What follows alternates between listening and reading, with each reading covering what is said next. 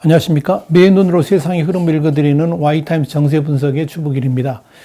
중국이 엄청나게 당황하고 있는 것으로 보입니다. 특히 외교 정책이 있어서 중국이 예상과는 너무나도 다르게 흘러가고 있어가지고 이 좌불안석인데다가 여기에 대한 시진핑 주석의 분노는 물론이고 공산당 지도부의 안색이 변했다 정도로 그 불안감과 위기감은 갈수록 극대화되고 있다. 이렇게 보여집니다. 이 중국의 지도부가 이렇게 흔들리고 있다는 것을 보여준 단적인 사건이 바로 지난 18일과 19일, 그 한국 시간으로 19일과 20일이죠. 이 알래스카에서 있었던 미국과 중국 간의 2+2 고위급 회담입니다. 이날 만남에서 그야말로 이례적이라고 할 수 있는 게 뭐냐면 양제츠 공산당 외교 담당 정치국위원회 태도였습니다. 이 만남에서 이 양제츠의 발언에 대해 여러 분석들이 나왔습니다. 원래 이 대미 외교를 전담해왔던 양제츠가 미국 측 고위 관리를 향해서 분위기를 흐리는 발언을 해온 적이 없었습니다. 항상 워낙에 또 외교적인 발언만 해왔기 때문에 그렇죠. 그런데 양제츠는 이날 그동안의 스타일을 완전히 뒤집으면서 무려 16분 14초 동안, 원래는 2분 하기로 한 것을 거의 8배 넘게 이렇게 발언을 거친 언사를 퍼부어대는 그런 발언을 한 겁니다. 이 외교적인 결례는 이미 거론할 입장도 아니었고요. 이건 시정잡배들 입에서나 나올 수 있는 말들을 막 퍼부어댄 겁니다. 양제츠는 왜 그렇게 행동했을까요? CNN은 미국 정부의 한 고위 관리의 말을 인용해가지고 중국 측이 회담의 실질적인 내용보다는 보여주기에 초점을 맞춘 것 같다. 그러면서 이 과장된 연기에 전념했다라고 보도를 했습니다. 다시 말해서 양제츠나 왕이 외교부장 모두 중국인 자국민들한테 미국을 거칠게 대하는 모습을 연출함으로 인해 가지고 이른바 대국민 선전선동을 전 세계의 카메라가 보는 앞에서 그런 식으로 행동했다는 거죠.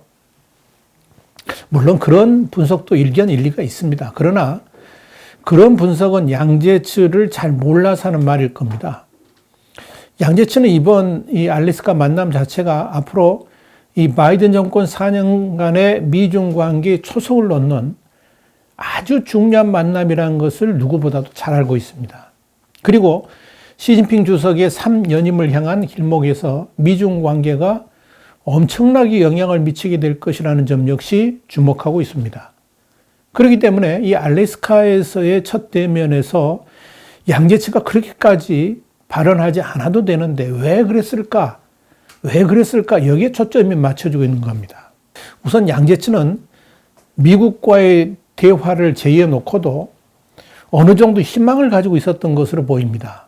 내심 미중 간의 이 관계 개선에 대한 기대감이 있었다는 이야기죠. 그래서 다양한 제안을 할 계획도 있었고요. 미국 측하고도 심도 깊은 논의를 할 준비도 돼 있었던 것 같습니다. 그런데 그 기대들이 다 무너졌습니다. 특히 이 블링컨 장관하고 로이드 오스틴 국방부 장관이 취임 후에 첫 행보로 일본과 한국을 방문하면서 보여준 행동, 그리고 회담 전날인 17일 미국이 홍콩 문제하고 관련해 가지고 중국 인사 24명에 대한 추가 제재를 발표한 것. 자, 이런 것들에 대해서 중국의 지도부는 상당히 당황했다고 합니다. 중국과의 고위급 대화를 나누기도 전에 이미 대중국 포위망이 형성되기 시작했고 이를 착착 구체화 나가는 것을 보고 중국의 지도부가 열을 받았다는 의미입니다.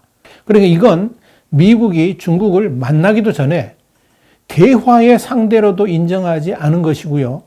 존재 자체를 완전히 무시했다고 보기 때문에 그렇습니다. 이런 상황에서 바이든 정부 출범 후에 첫 대면에서 블링컨 장관이 대중국 발언을 하면서 중국의 생각을 벗어난 말들, 이를테면 이미 중국을 향한 미국의 정책은 정해졌으니까 여기에 대해서 중국의 의견을 듣겠다. 이런 식으로 일방통행을 하니까 양제츠가 완전히 뒤집어졌다는 거죠. 여기다가 유럽연합을 비롯해가지고 서방 진영들이 똘똘 뭉쳐가지고 중국의 인권 문제에 대해서 거칠게 항의하면서 제재까지 취하니까 사실상 중국의 외교 사령탑인 양제츠가 이성을 상실할 정도로 흥분했다는 겁니다. 그러니까 중국의 지도부를 이렇게 혼란에 빠지게 만든 건 크게 두 가지 이유가 있습니다. 구체적으로 설명을 좀 드리죠. 첫째는 중국의 위기 돌파를 위한 전선이 미국 하나만이 아니라 너무나도 많아졌다는 거고요.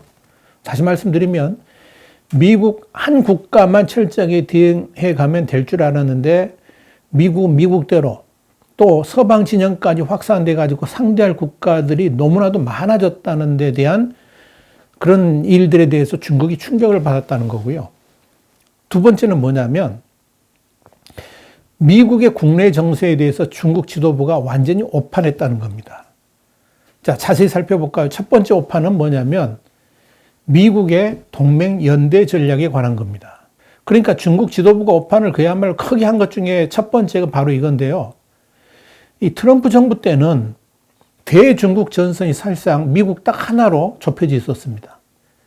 그래서 미국과만 상대하면서 중국은 나름대로 외교 전략을 펼칠 수가 있었습니다.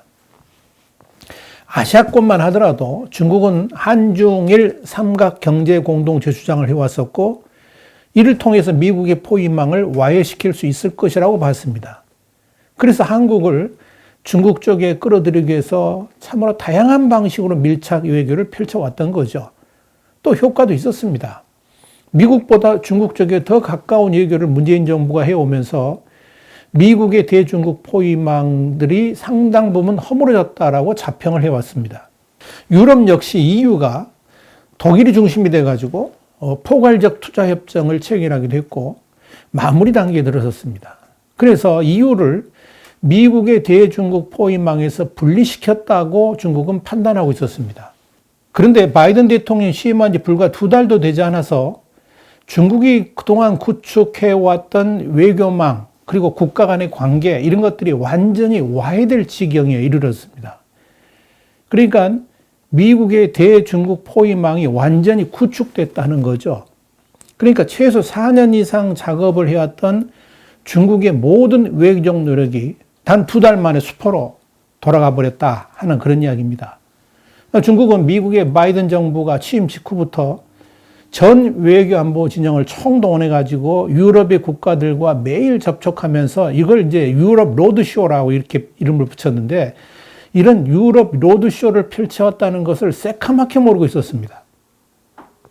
미국의 외교안보 진영이 새로운 인물들이 아니고 이미 오바마 정부 때부터 손발을 맞춘 베테랑들이었기 때문에 가능한 일들이었습니다.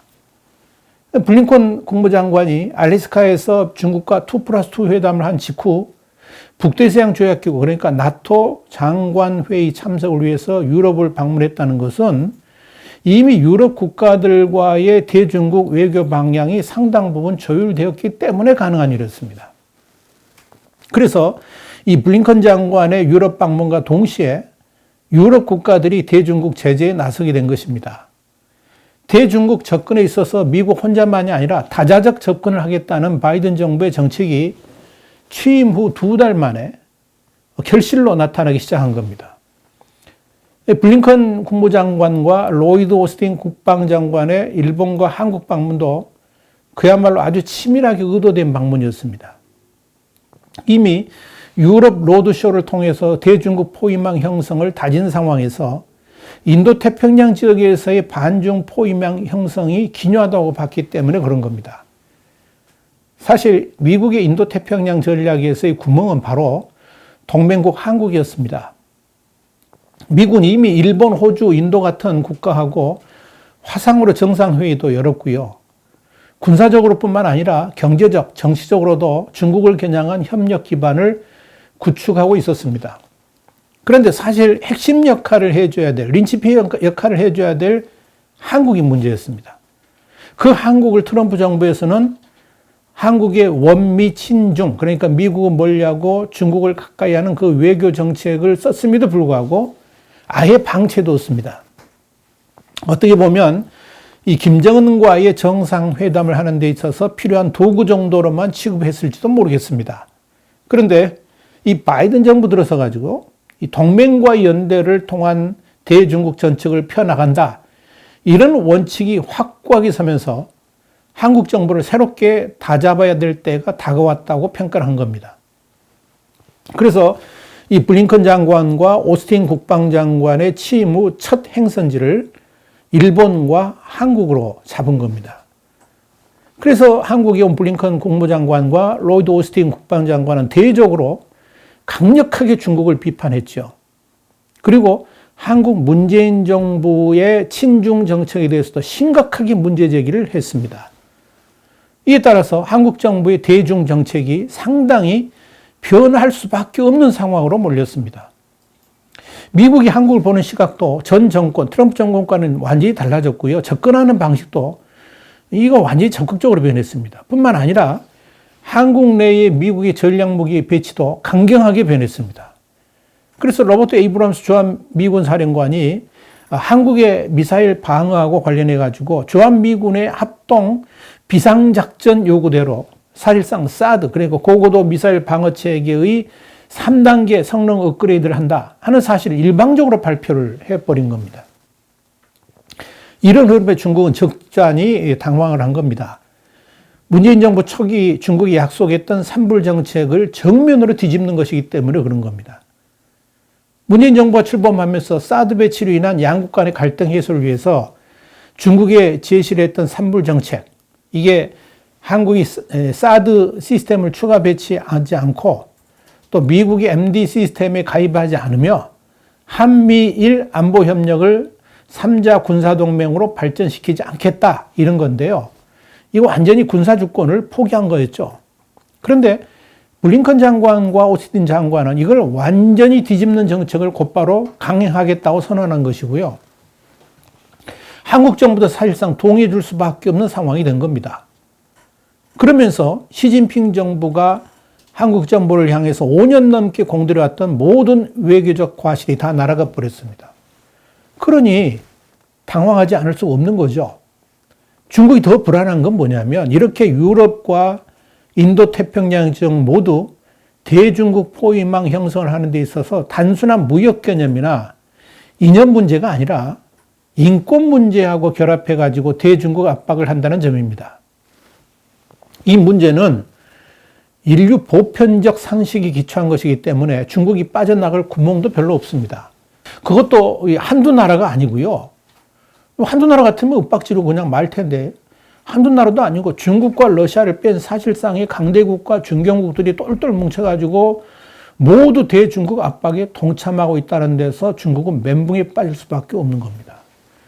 중국은 상황이 이렇게 급변할 줄 몰랐습니다. 그것도 이렇게 빨리 이런 순간이 다가올지는 예전에 미처 몰랐을 겁니다. 오판했던 겁니다. 중국이 두 번째 오판은 미국의 국내 상황에 대한 겁니다. 이거 이 양재츠의 예상을 완전히 빗나간 건데요. 지난해 11월 4일 미국의 대통령 선거를 겪으면서 미국은 양대 진영으로 나눠가지고 극심한 갈등을 겪었죠. 심지어 의사당이 탈취당하는 사태까지 벌어졌기 때문에 미국이 이런 국민들의 분열 상황 그리고 폭력 사태 이거 수습하는데 한참 시간이 걸리지 않을까 이렇게 예상을 했습니다. 더불어서 이 국내 문제 때문에 국제정세나 외교 문제를 돌볼 겨를이 없을 거라고 예상을 했습니다. 그런데 이런 판단이 완전히 빗나갔다는 겁니다. 사실 시진핑 주석이 나서가지고 동진서퇴 그러니까 동양이 전진하고 서양은 후퇴한다 이 말을 꺼내들면서 중국이 곧 세계를 지배하게 될 것이라고 낙관론을 내놓게 된 배경도 바로 이런 진단에 기초한 겁니다. 미국이 그런데 이와 정반대로 오히려 다시 강한 미국을 내세우면서 미국이 돌아왔다라고 외치니까 중국으로서는 어리둥절할 수밖에 없었던 겁니다. 중국은 미국이 국내 문제로 흔들릴 때 이걸 진정시킬 방안으로 다시 말씀드려서 바이든 정부의 국면 전환용으로 국제적 대형 이슈를 중국이 지원하는 딜을 하려고 했던 것 같습니다. 그중 하나가 뭐냐? 기후변화 문제이고요. 또 다른 하나가 북한 문제입니다. 그러니까 미국이 트럼프 정부 때의 강경한 대중국 정책을 포기하는 대신에 중국도 바이든 정부를 위해서 적극 협조할 것은 하겠다. 그런 딜을 하려 했다는 겁니다. 그런데 그런 중국의 계산은 완전히 수포로 돌아갔습니다. 우선 미국의 국내 문제가 중국이 생각하는 것만큼 혼란스럽지도 않았습니다. 순전히 중국식 생각으로 상상하다가 완전히 스타일을 구긴 겁니다. 여기에 바이든 정부가 사실 기후변화에 대해서 그렇게도 관심이 높은 것도 아니고 북한 문제 역시 중국의 도움 없이도 얼마든지 해결할 수 있다고 봤습니다. 중국이 딜을 할 어젠다로 내놓은 것들이 미국에게는 별로 구미가 당기지 않은 것들이었다는 겁니다. 결국 미국 정세에 대한 중국 정부의 잘못된 판단으로 말미암아서 미국에 내놓을 카드 자체가 마땅치 않은 상황으로 몰려가면서 이 알래스카에서의 2+2 대화에서 전혀 재미를 보지 못하게 된 것이고요. 심지어 앞으로 잘 될 것이라는 희망조차도 갖지 못하게 된 겁니다. 그런데 더더욱 큰 문제는 지금부터입니다. 중국으로서는 미국을 비롯한 서방 국가들의 집단적인 대중국 공격에 반격할 만한 마땅한 카드가 없습니다. 그동안 중국이 전가의 보도처럼 써왔던 것이 무역보복이었죠. 그런데 이 또한 앞으로 큰 힘을 발휘하기는 쉽지 않을 것 같습니다. 미국이 이미 거기에 대한 대비를 하기 시작했고요. 진짜로 중국이 서방 국가들을 향해서 무역보복을 하기라도 한다면 본격적으로 중국 경제 죽이기에 나설 수도 있기 때문에 그렇습니다. 이런 측면에서 트럼프 정부 때보다 더 어려운 국면으로 지금 중국이 빠져들고 있다라고 보면 될 겁니다. 자, 이런 상황에서 시진핑 주석이 직접 나서가지고 바이든 대통령을 만나서 이 험한 국면을 돌파할 수 있을까요? 지금 제 예상으로는 쉽지 않아 보입니다. 지난 알래스카 회담에서 중국이 미국 측에 4월에 화상회담을 하자고 요청을 했었는데 미국이 이를 거부했다고 그럽니다. 탑다운 방식이 아닌 버텀업 방식은 북한 김정은에게만 해당되는 게 아니고요. 시진핑에게도 똑같이 적용되기 때문에 그렇습니다. 그래서 중국의 지금 입장을 딱 한마디로 표현한다면 이 말일 겁니다. 대략 난감, 대략 난감. 화이트타임스 정세 분석이었습니다. 다음 시간에 다시 뵙겠습니다. 감사합니다.